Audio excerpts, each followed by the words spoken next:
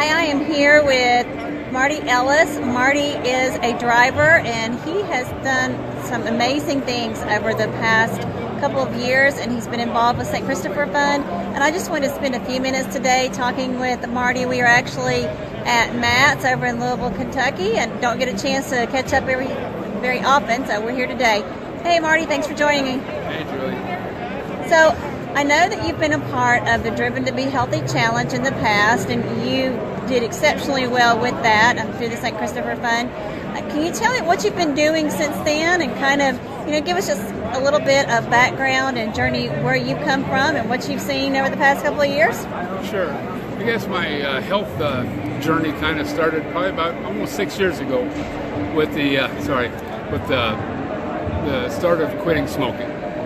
And I guess I could admit to doing something really stupid. I'm driving down the road and my lighter goes out. And the only reason I decided to quit smoking is because I was doing acrobats going down the road trying to get a new lighter out because I didn't want to stop smoking for a half hour. So that's when I decided, okay, if it's controlling me that much, I've got to stop. So that was a little bit of a journey, and actually I started to run off the steam of wanting to smoke when I'm sitting around waiting. I started walking, and I got this little pedometer put on my belt, and I got so excited at 0.2 of a mile, I'd take a picture and send it to a friend and say I'm doing it, and sorry.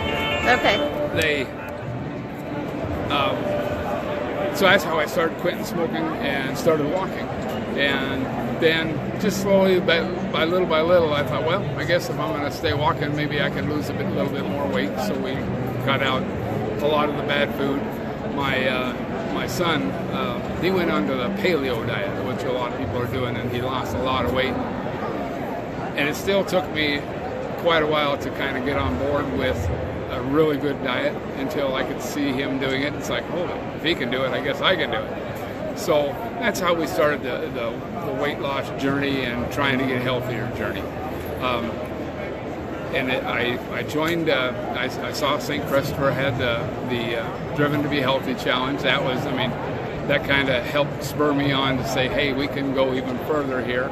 And that was a nice group of drivers. We wish we could have had more, but it was a nice solid core, and everybody supported each other. I think that was a great program that St. Christopher put on, and it basically, I believe in accountability.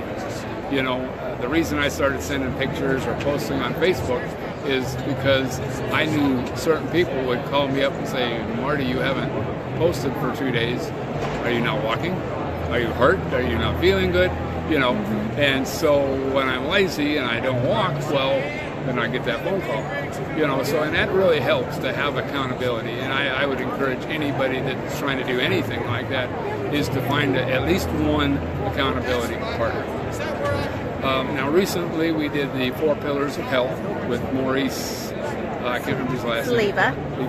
And that was very informative on a lot of the specifics on as far as what nutrition is in different foods and what kind of to try to avoid and what that can be acceptable.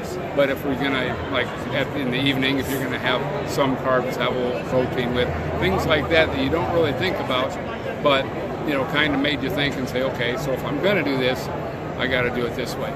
And I really liked, especially one of the last meetings that he had where he basically opened up for any and all questions, and he was able to answer a lot of questions that I think a lot of us drivers kind of struggle with, and I think it's a great program. I'm hoping that it continues, so the next group of drivers can be helped. I don't know about, I do know. I work with Special Olympics truck convoy in South Dakota, so I deal with a lot of truck drivers, and I always say, dealing with truck drivers is kind of like herding cats, because everybody is so independent, and they know what they're doing, and they kind of want to do their own way. And so you kind of got to kind of nudge them back, just like you would cats, okay? And because they all want to go, but they're good people. But some of us are hard-headed, and some of the time that 2x4 kind of needs to be knocked a couple times before we understand it and get it. And I mean, there's still friends out there that I would love to be able to say, gosh, I want to shake you until you go do something, because you're worried that you're going to lose them.